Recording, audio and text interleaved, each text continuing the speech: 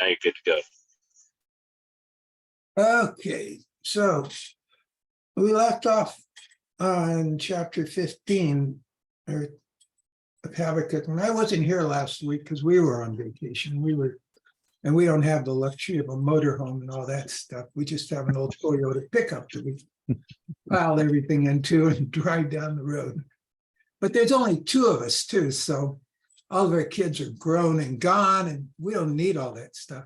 But anyway, so he left off on verse 15, I think, but I'm going to back up and start on 14, just because I like 2:14, chapter 2, verse 14, Habakkuk. And I just think it's a really cool verse. I mean, it's one of my favorite verses. So you give me a second, I'll go to Habakkuk.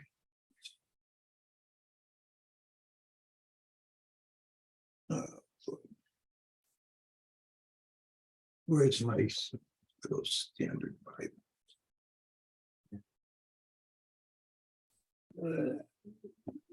Dan, do you want one of us to read it while you're looking? I'm just getting there. Okay, no problem. Just a little slow getting started here. Okay. That's okay, dude. So now that I got my Bible open and all, if someone wants to read verse 14, be a blessing. Okay. For the earth shall be filled with the knowledge of the glory of the Lord as the waters cover the sea. Right. As the waters cover the sea. Think about that. Mm-hmm. It says the earth will be filled with the knowledge of the glory. It doesn't say the earth will be filled with the glory of the Lord. It says the earth will be filled with the knowledge of the glory of the Lord as the waters cover the sea. Now, if there's no water in the sea, there's no sea. So the waters do a pretty good job of covering the sea, because if you take the water away, you take the sea away. But when you think about it, the whole earth, the heavens, everything declares the glory of the Lord. But to be filled with the knowledge of the Lord means they're going to know the earth. They're going to know that the Lord is real, that the Lord is true. There will be no doubt in man's mind. Because when God returns, there's not going to be any doubt. So the whole earth, Psalms 19:1 says the heavens declare the glory of the Lord. Everything around them declares the glory of the Lord. But the knowledge of the Lord, that's going to stand forever when Christ returns. So that's 2:14.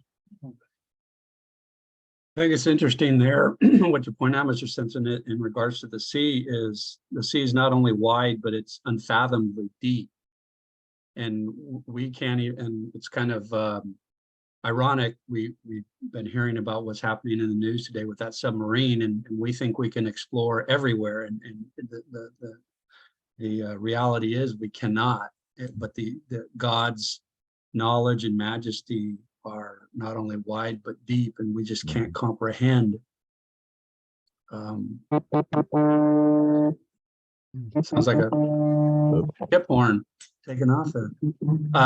Anyways, also in reference to the water is all encompassing. When you jump in the water, you don't just get a little wet, you get all wet. So God's knowledge just completely covers the person or individual with his knowledge and majesty. If that water represents the Spirit of God, then right. If you think about the earth, the whole earth is really covered with water. Depending on where you are, but at least 30% of the atmosphere is water. It's water vapor. So the whole earth is covered with the Spirit of God. The whole earth is covered with the glory of God. Right. Even now, whether you want to admit it or not, it's there. So that's 14. And then we go on to 15. And 15, man, you read 14 and it says the earth is filled with the knowledge of the glory of the Lord and the waters above the sea. And then in 15, he jumps completely onto another subject. And you wonder why. It doesn't follow very straight to me. But he goes on to say, woe to him who gives drink to his neighbor. This is 15. Woe to him who gives drink to his neighbor, pressing him to your bottle, even to make him drunk, that you may look on his nakedness. So this is another woe. And as we've seen in Habakkuk chapter 2, that there's 4 woes. In verse 9, there's the woe to those who are greedy. In verse 12, there's the woe to those who are violent. And now in verse 15, there are woes to those who get drunk, who get filled with wine and whatever, or get other people drunk in order to look on their nakedness. And I think of people like Bill Cosby, who was like an icon of the family and a hero, and all of a sudden he fell to, and I don't know if all those things are true or not about him, but it's just amazing to me. And what men have done for years is they get people drunk in order to take advantage of them, to mislead them. Oh, shoot. Well, It's okay. Good, John. I was just gonna say it is a form of oppression, right? And it's not, and this right here is specific to alcohol, but we can broaden it to other things now with what's going on with Mexico bringing fentanyl into the U.S. They're getting people inebriated. They're getting people under the influence of these chemicals so that they can take advantage of them, so they can oppress them. It's true.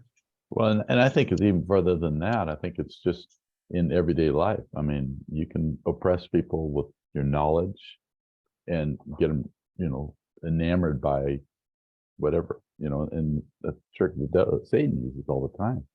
Just lure people away, give them more of the bottle, whatever it is. Yeah.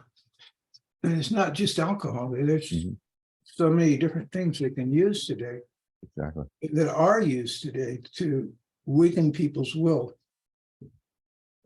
Reading this passage in regards to drunkenness and nakedness and taking advantage, you can look throughout scripture, and these two concepts keep coming up and playing out. One of the two items that come to my mind is what happened with Noah and his sons, and it was led to because Noah had planted a vineyard, and back then there was usually only one reason to plant a vineyard, but that was to make wine, and he became drunk. And then also with Lot's daughters too, they got their father drunk, and you keep seeing this parallelism of drunkenness and nakedness throughout the Bible, and the sin that happens because of it. There's a lot of people who say that God doesn't,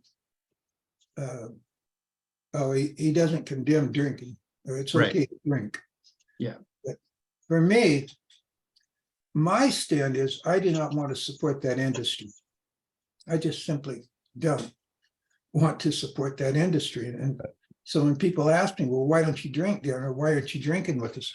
Because I don't want to support that industry. And when you think about all the damage that's been done with alcohol today, I looked it up the other day when I was curious about it, but let me see if I can find it. From 2010 to 2019, there were over 10,000 deaths each year related to drunk driving. 10,000 people went to meet their makers, over 10,000 each year in those 8 years related to drunk driving, just drunkenness. And maybe it's not wrong to drink, but to me, it's wrong to support that industry. And if Christians didn't support that industry, it would collapse. That's my opinion. I know a lot of people disagree with that, but okay. Can I bring up one other thing that's I think is really cool? There's a cool contrast. I'm glad you started with verse 14. I wouldn't have seen this, but with verse 14, we see that God, the earth will be filled with the knowledge of the glory of God as the waters cover the sea. So we have this picture of God's glory covering things. And then at the same time, on the verse 15, there's this contrast where people are drinking alcohol so that they can get other people uncovered. And we just see this interesting contrast where God is trying to cover and then other people are trying to uncover.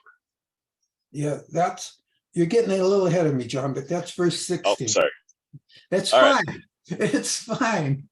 But if you look at verse 16, it says, and you are filled with shame instead of glory. You also drink. You are filled with shame instead of being filled with the Spirit, instead of being filled with the Lord, instead of God being in control. Shame is in control. And we know when we're doing wrong.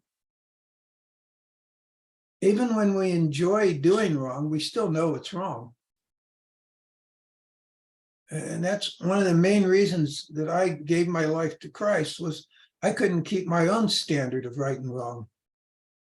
There were things that were wrong, and yet I would do them, and I enjoyed doing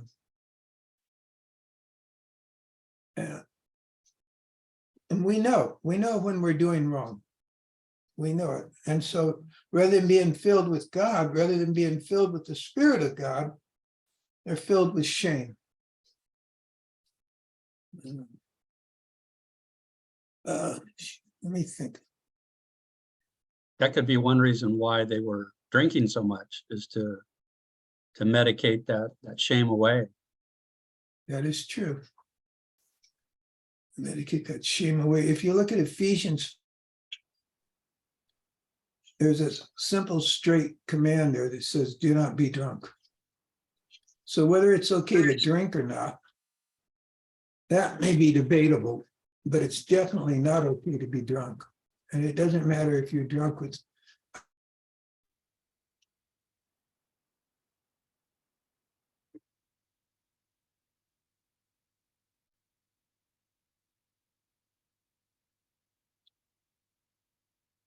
We lose him? Did he freeze? Yeah, I think he froze. Probably the most important point he was going to make too. Oh, He really froze. there he goes. There. somehow. with us, Yeah. I hear you. Sorry about that. Suddenly my screen went blank. Okay, so verse 16, and you are filled with shame instead of glory. You also drink. You are exposed as uncircumcised. What you're doing to others, you're going to do to yourself. And the cup of the Lord's right hand will be turned against you, and in utter shame will be your glory. What is that?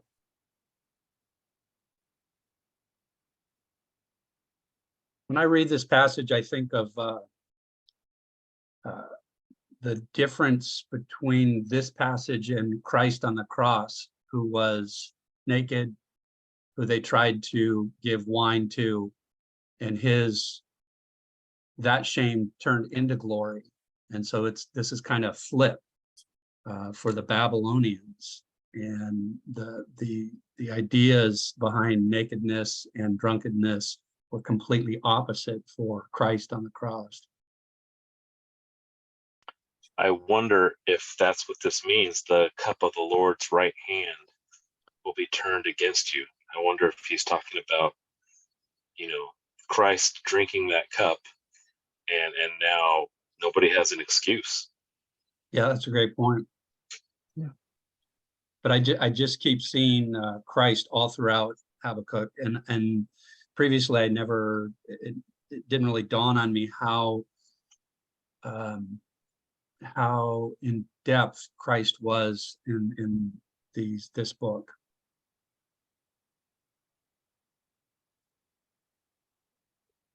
Yes. Excuse me a second here, but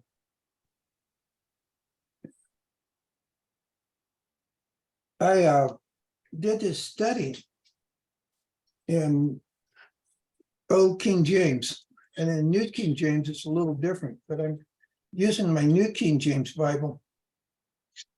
And in verse 16 in the Old King James, let me look that up real quick. It talks about, oh boy, I have to use this crazy thing.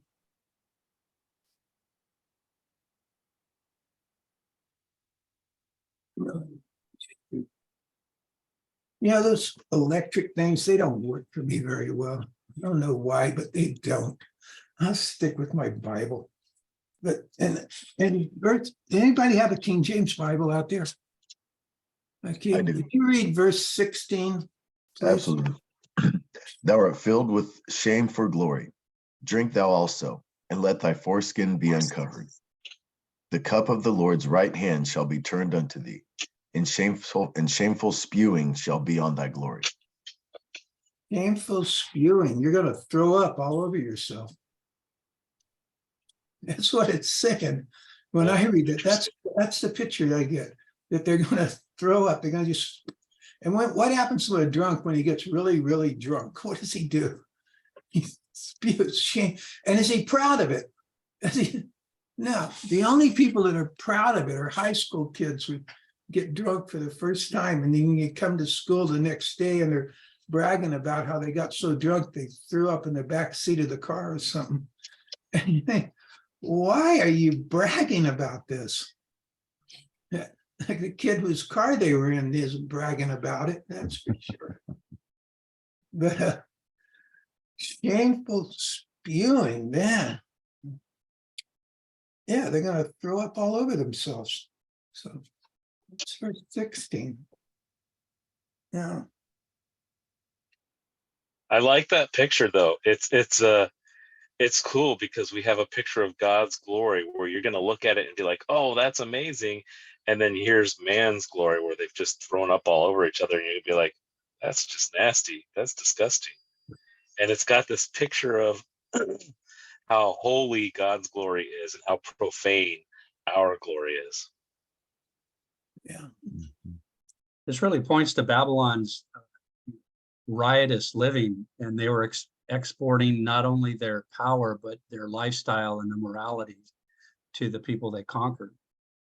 And it really shows how far the Babylonians had fallen. And then if you equate it back to Judah, how far they had fallen. And I wonder if Judah was living like this prior to Babylon invading them, if they were drunk and naked, running around, vomiting.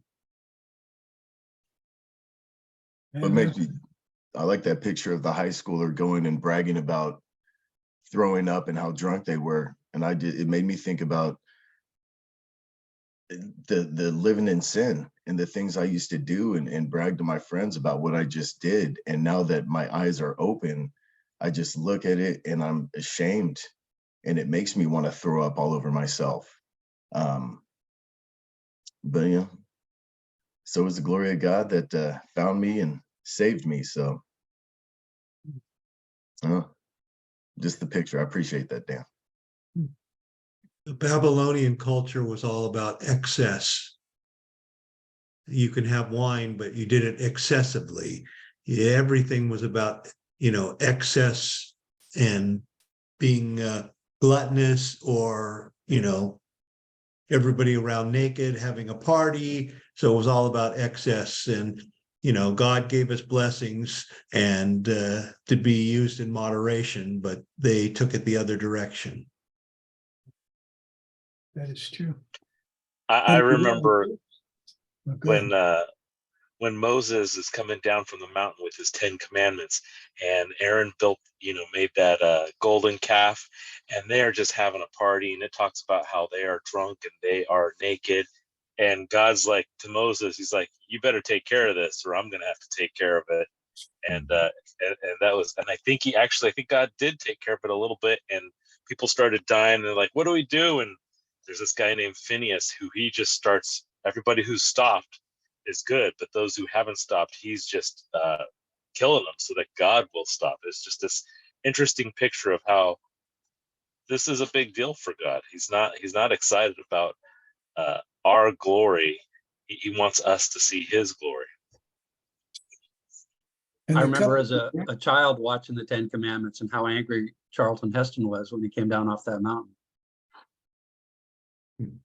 That's true. And the cup of his wrath. Yeah. Jesus was human, and he was on this earth, and he was walking on this earth, and he did not want to take the cup of God's wrath. He prayed that God would take that cup away from him. But he did. He took that cup. He took the cup of God's wrath so that we wouldn't have to. But it's, I'm sure he understood the cup of God's wrath a lot better than we do. But That was a big cup. Of all the sins of everyone who ever existed and will ever exist. yeah. That was a He lot. calls it the cup of the Lord's right hand. That's why I wonder if that Lord's right hand, is that speaking of Jesus? That's what I would think.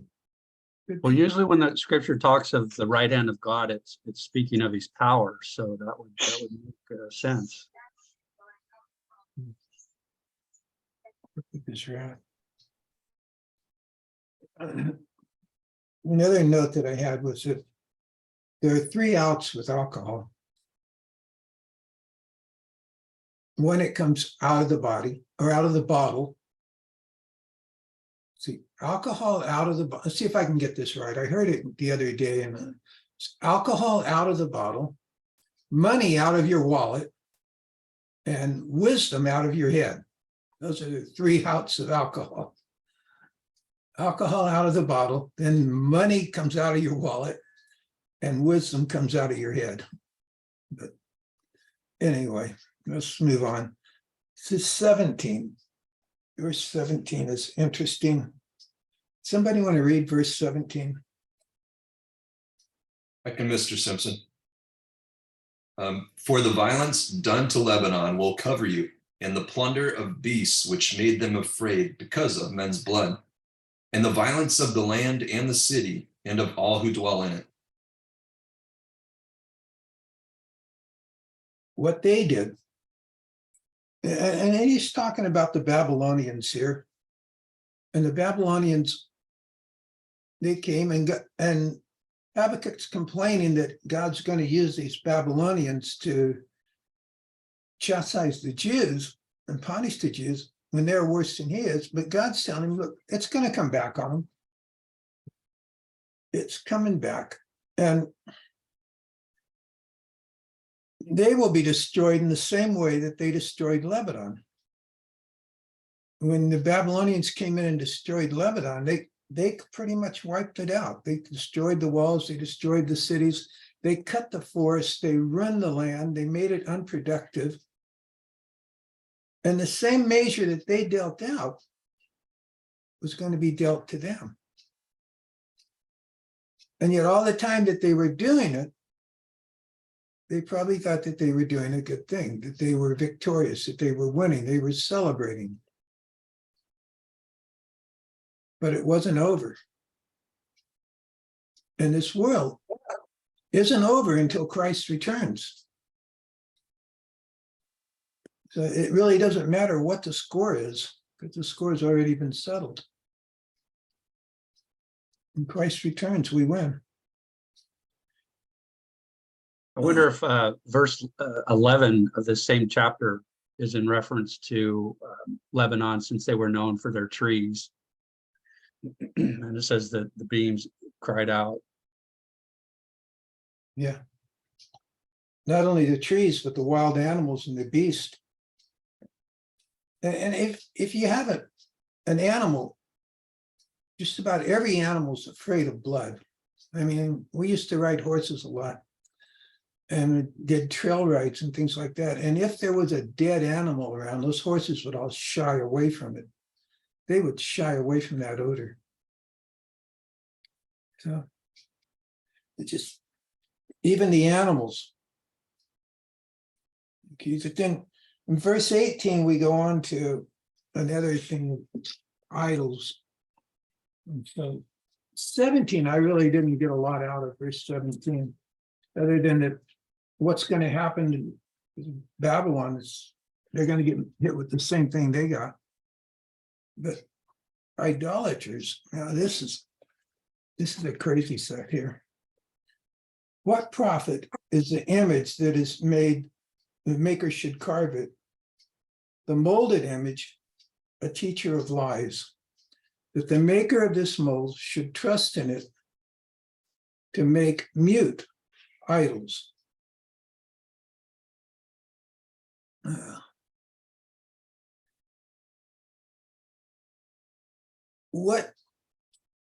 The only one that profits from an idol is the guy that makes it and sells it.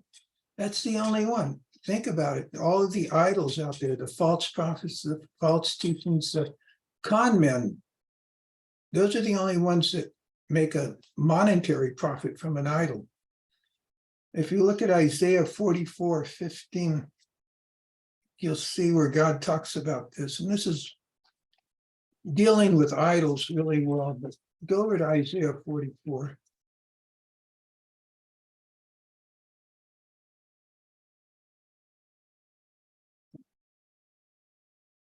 44.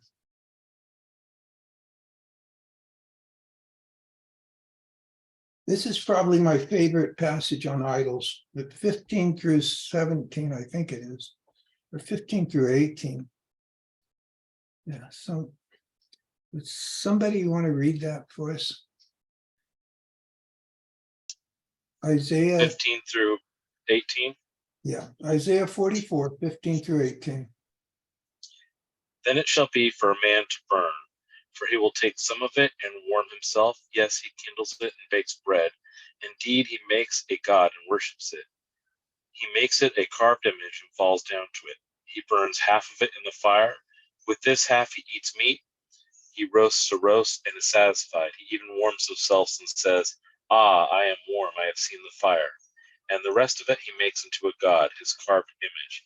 He falls down before it and worships it, prays to it, and says, "Deliver me, for you are my God." They do not know nor understand, for he has shut their eyes so that they cannot see, and their hearts so that they cannot understand. So they take a piece of wood and they carve it into an image, and half of it they use to cook their food, and the other half they worship as a god. We think that's pretty silly, but we do the same things with the other forms. I don't think any of us carve images and put them up, but there's little Buddhas, there's all sorts of other things that they use.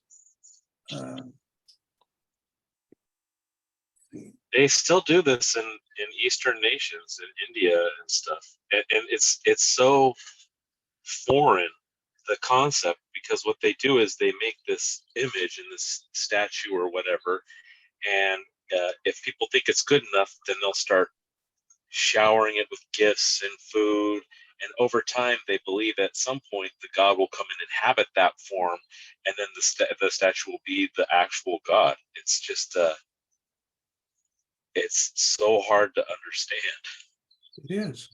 But it's even hard to understand how they can worship Mary or the saints, and in the Catholic Church where they make all these images and all these pictures, and it's hard for me to understand how they can. We as a people have to see it.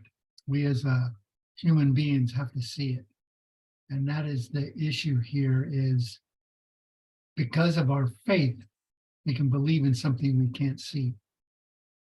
When Jesus was walking on the earth, he always went back to, "Oh, ye of little faith, why can't you see this or why can't you see that?" And it's because our faith. You look at throughout the world, throughout history, Adam and Eve, they saw the tree. Hey, why can't I eat that? God said no. They ate the fruit, and now since then, we have to see it to believe it. And that's why people make these images. That's why people worship their cars. That's why they worship their money. There are all kinds of idols besides what's carved, because we can see it. It's physical. And that's what we as Christians have, the one thing, and that is faith. And we can believe the unseen, because as Jesus said to Thomas, as he's looked at his hands and his side and his feet, he said, think about the people that believe in me and they haven't seen this. And that's what it comes down to, is our faith. And I can see why people believe that, because we want to see it. I can't believe in something I can't see.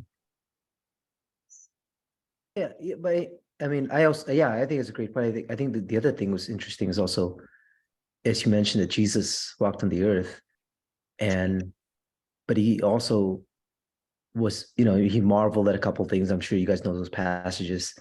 And he said he marveled at their unbelief. I mean, in this case, he was there, standing there, and he kept pleading, if you don't believe me, look at the works that I did. And again and again. So it's not only, it goes beyond that sometimes, because I think people don't want to see the truth of what God represents and what he wants us to see. And of course, then you get the judgment in which you hear in Habakkuk, and you're going to hear in the New Testament, that they will not be able to see, right? That's why he spoke to parables, so that they would not be able to, even if they see, they don't really see, even if they hear, they don't understand. And part of it is the sinful nature, that even though we're called to worship God, we're created to worship God, there's just an unwillingness, and but because we're created to worship God, there's a willingness, there's a need to worship something else. And that's why all kinds of idols can make sense, because as long as they align with what we want to think or view things about this world, it makes it so much easier to appease the conscience of, I need to worship something. I need a piece of something outside of me. And it's sad. Yeah, I lived in Asia for 10 years, and going to Thailand and China, and I mean the ridiculousness and the prevalence of idol worship. And you ask, why do you? And there's just no answer other than, well, we know there's something out there, but this is as good as anything else. And I think somebody brought up earlier, so much of it's being sold as an industry. The profit maker is the profit goes to the maker, and that's why there's all of it, because people see the advantage they can have over others in selling this stuff, and sure enough, it works for most of the world, unfortunately. Rich, when you were in, go ahead, John. I was going to mention that I think this idea of believing things that you can see is really interesting, and I like that God's point is, don't believe what you see, believe the evidence of it, because we can see idols, and the evidence of the idol is it doesn't have any power. We can take our cars as our idol, and see that the evidence is that the cars break down, and we have to put stuff into it and get it to work. And then at the same time, what God is saying is, look at the evidence that he provides, and his evidence is that he is steadfast and he is strong and he works through everything. And so it's good. I like that I like that God's standard is, it's not based on what you see with your eyes, it's based on the evidence of how it acts. If you look And at the world unfortunately- around you, you can't, I can't see human life or organization in the world happening by chance, by random chance. But if there is no God, then you have the religion of evolution, and everything happens by random chance. There is no cause. We're just chemical reactions. And if you replace God with Mother Earth, there you are. You're just a chemical reaction. You're just a random chance. You're a mutated animal. And Mother Earth is going to try to kill you. Yeah. So there's nothing there. There's no hope. There is no tomorrow. Once you die, and that's it. And then they will say that. They will say that after you die, it's over. You just go back to dust. But boy, are they in for a big surprise. That's So that's such a sad point for individuals to be in. I mean, it's nihilistic in their approach to life. There's absolutely no hope in that position. None. It's sad. It's so sad. It's just unbelievable.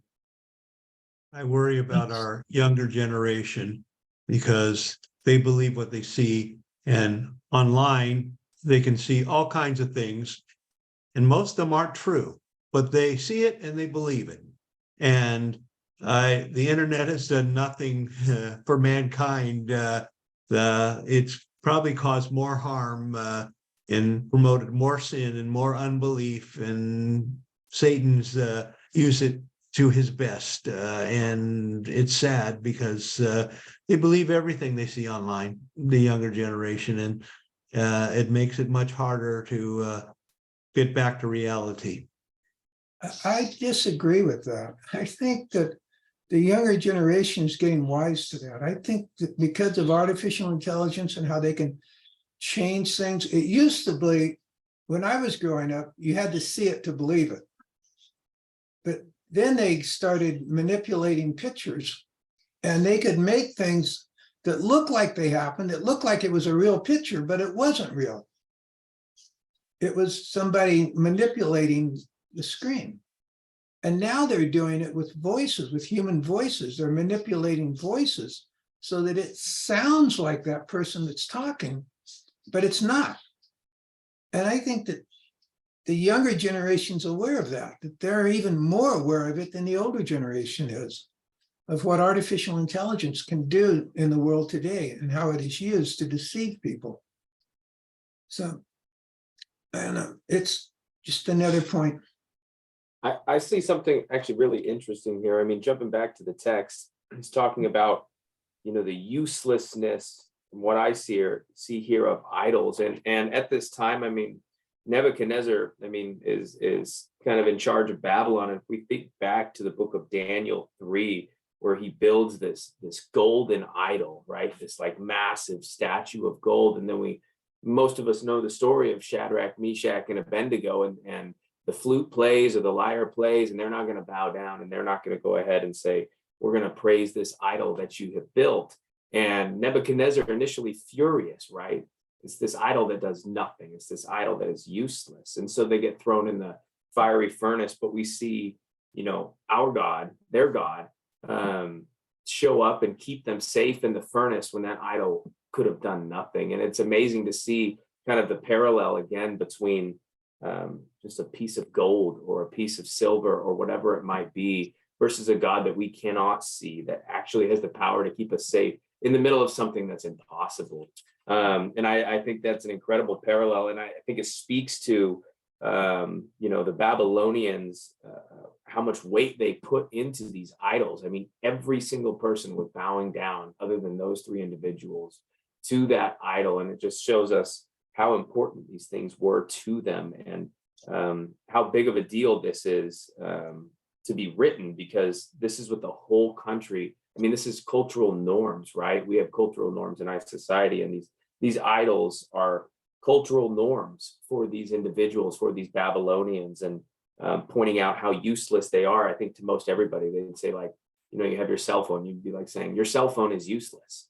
And everybody in society would be like, what are you talking about? My cell phone is not useless. It's a cell phone. It does everything for me.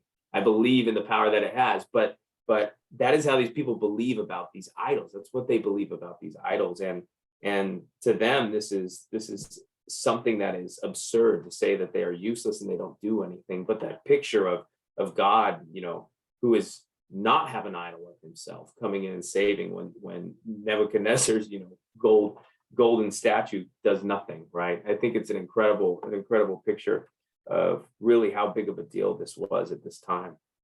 Yeah, when they took that statue And after they took, what was it, the Ark of the Covenant, I think they took it and they put it in their temple and their statue fell down. And they put their statue back up and it fell down again. But I think of Elijah on Mount Carmel, when those prophets of Baalah were there and they were trying to get Baalah to start a fire for an altar. And they did all these things, but they got no results because they could get no results from the idol. But from God, all Elijah had to do was say, hey, God, it's your turn. And boom, there was results. And that would be enough to convince me. But And those people went at it for all day. They just, all Yeah. the false prophets, they went all day long and they tried everything and they got no answer. Yeah. because it can't answer. No, it can't. And they didn't get it. That how long do you have to keep doing this before you understand that it doesn't give you an answer? Yeah. So let's look over in Deuteronomy chapter 4 real quick. I want to touch on this one. Genesis, Exodus, Leviticus, Deuteronomy. This is going to touch on what we're talking about, but Deuteronomy chapter 4.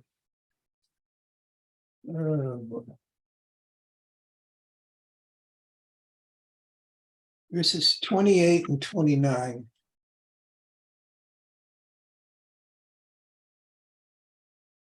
And this talks about idols. When it says, and there you will serve gods, the works of man's hands, wood and stone, which neither see nor hear, nor eat nor smell. But from there you will seek the Lord your God, and you will find him if you seek him with all your heart and with all your soul. So you will serve God, small g,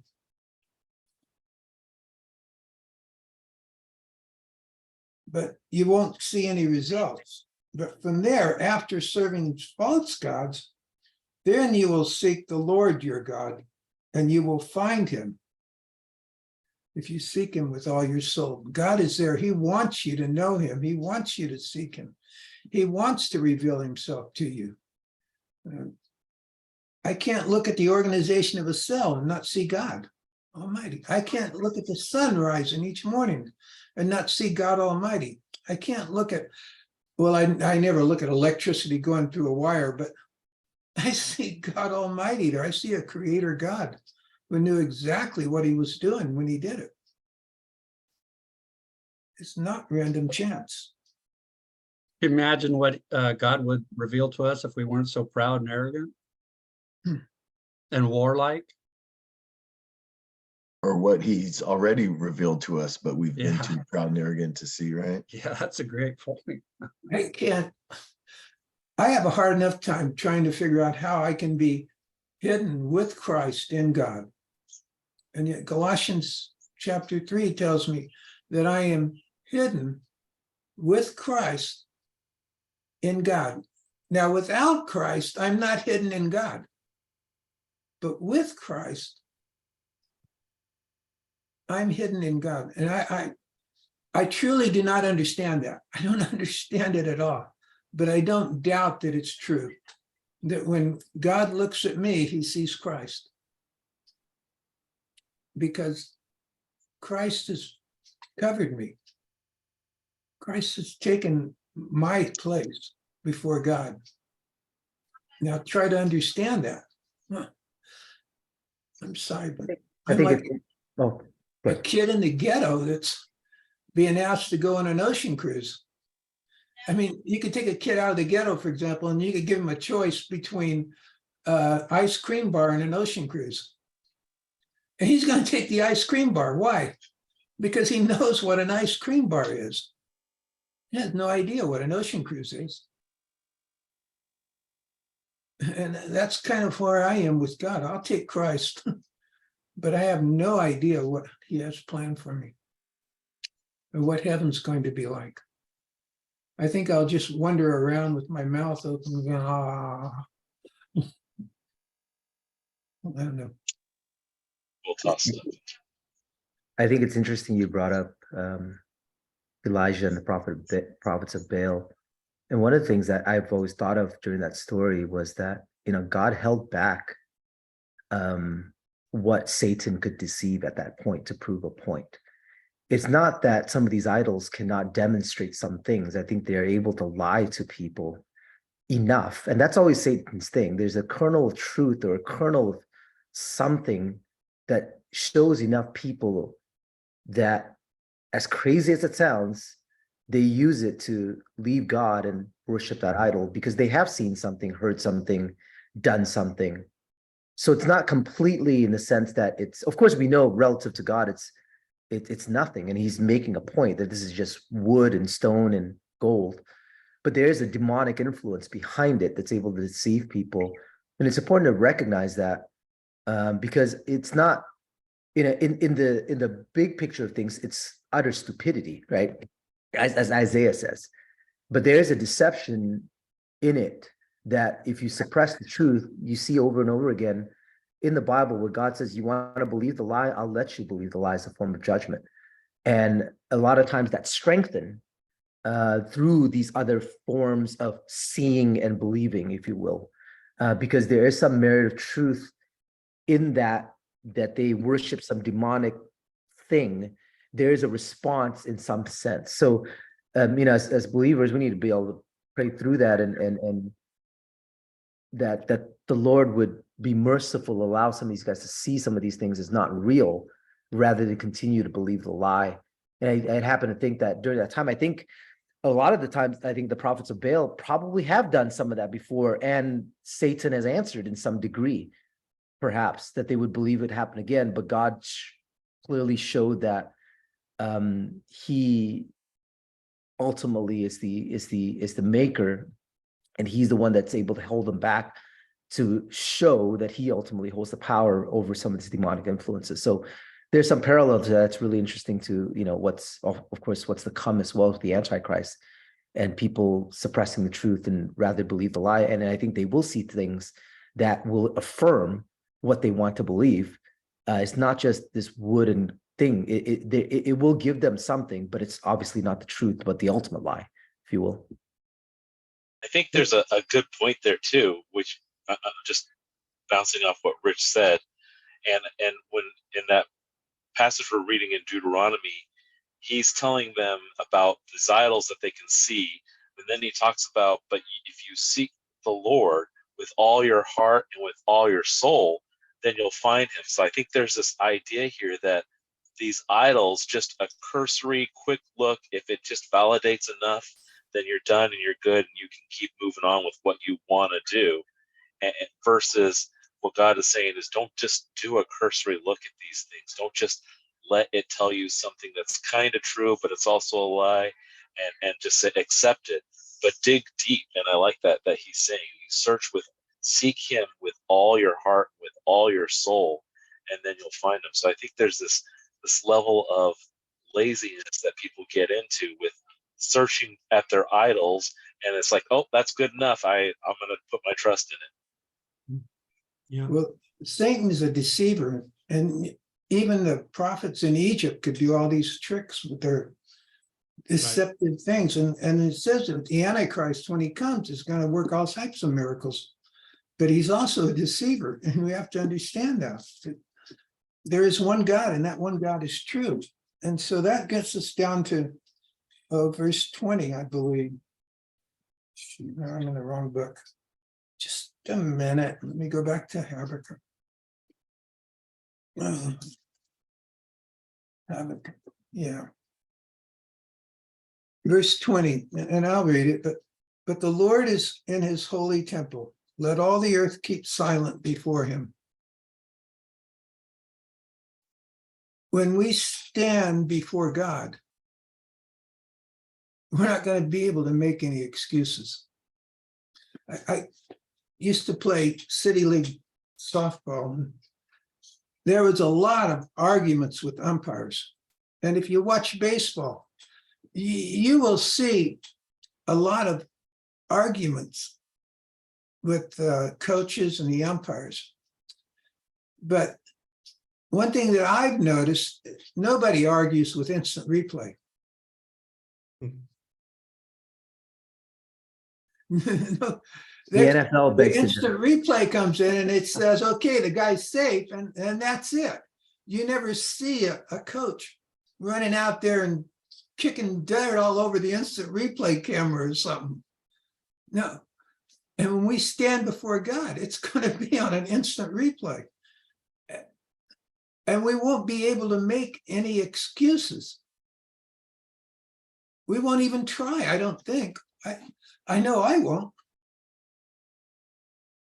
But the whole world. But the Lord is in his holy temple, and his temple that he's in his temple is not the temple in Jerusalem that they're building that gets destroyed by the Babylonians. It's his holy temple. It's a temple that's eternal. It's his temple that we are going to. And let all the earth keep silent before him. When we stand before the Lord, we will have no excuse. We will not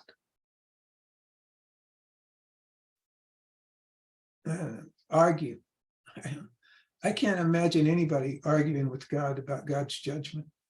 Yeah, it cracks me up sometimes when people say, when I get to heaven, I'm going to ask God why he did this. I don't think we're going to be asking him anything. I think we're going to be. I'm just going to be standing there with my mouth wide open, staring.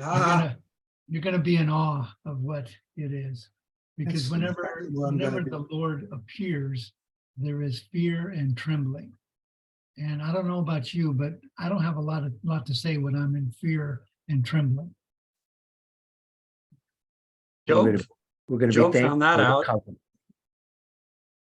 I'm just extremely glad that Christ paid for my sins, and I don't have to pay for them. Because I can't pay for my sins. I can't even keep my own standard of right and wrong. But I can trust God. And so that's what I'll do. I will put my trust in God. I'll put my trust in Christ. Mm.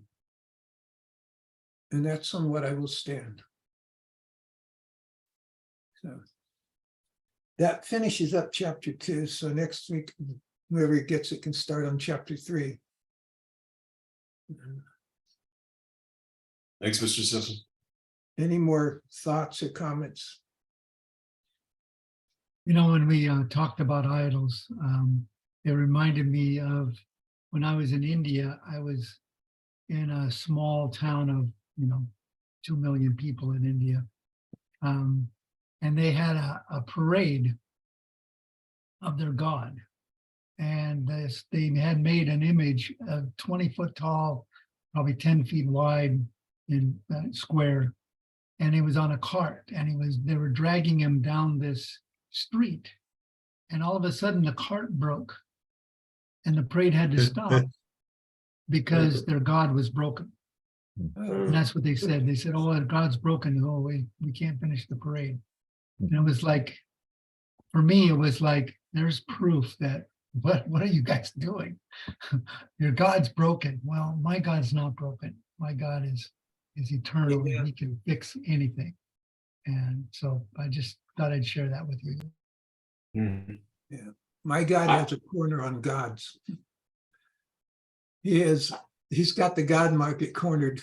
He's the only one. He's the only true God.